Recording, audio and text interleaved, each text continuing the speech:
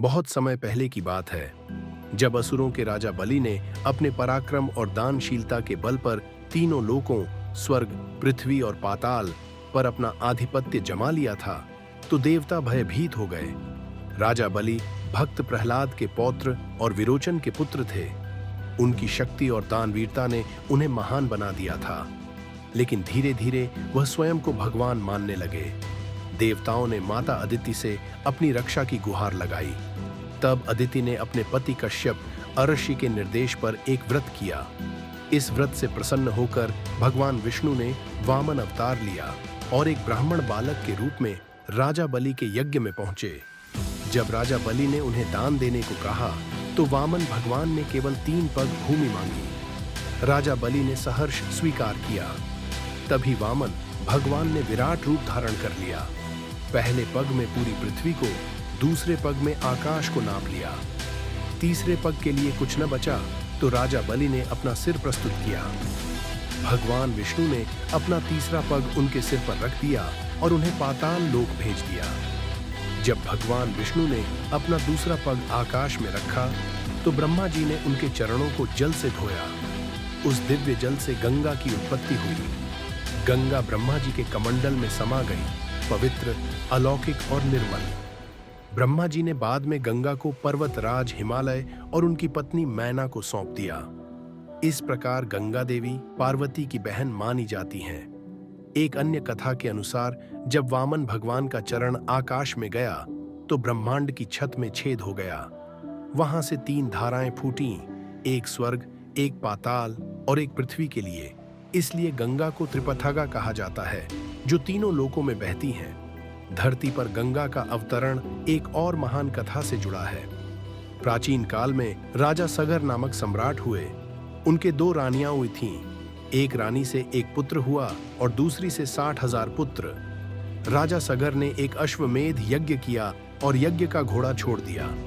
देवताओं के राजा इंद्र को भय हुआ कि अगर यह यज्ञ सफल हुआ तो सगर स्वर्ग पर भी अधिकार कर लेंगे। इंद्र ने छिपकर घोड़े को कपिल मुनि के आश्रम में बांध दिया। जब घोड़ा लापता हुआ, तो राजा सगर ने अपने 60,000 पुत्रों को उसे ढूंढने भेजा। वे कपिल मुनि के आश्रम पहुंचे और देखा कि घोड़ा वहीं बंधा है। उन्होंने मुनि पर चोरी का आरोप लगाकर उन पर आक्रमण कर दिया। उस समय मुनि ध्यान में लीन थे। क्रोधित होकर उन्होंने आंखें खोली और उनकी ज्वलंत दृष्टि से सभी 60,000 पुत्र भस्म हो गए। जब बहुत समय तक पुत्रों की खबर नहीं आई, तो राजा सगर ने अपने पौत्र अंशुमान को भेजा।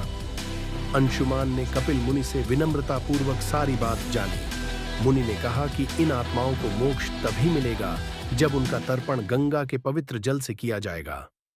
अंशुमान ने गंगा को पृथ्वी पर लाने के लिए तपस्या की, लेकिन सफल नहीं हुए। उनके बाद उनके पुत्र दिलीप ने प्रयास किया, वे भी असफल रहे। अंततः दिलीप के पुत्र भागीरथ ने संकल्प लिया कि वह गंगा को धरती पर लाकर ही रहेंगे। राजा भागीरथ हिमालय की ओर चले गए और वर्षों तक कठिन तपस्या की। गंगा देवी उनसे प्रसन्न हुईं और प्रकट होकर बोलीं, मैं तुम्हारी तपस्या से प्रसन्न हूं, परंतु मेरी धारा बहुत तीव्र है।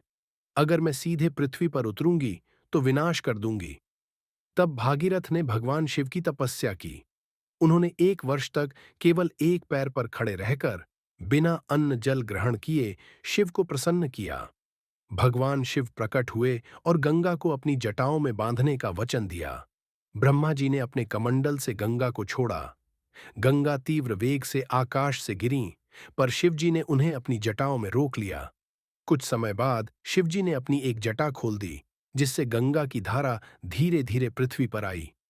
जिस दिन गंगा का पृथ्वी पर अवतरण हुआ, वह ज्येष्ठ शुक्ल दशमी थी।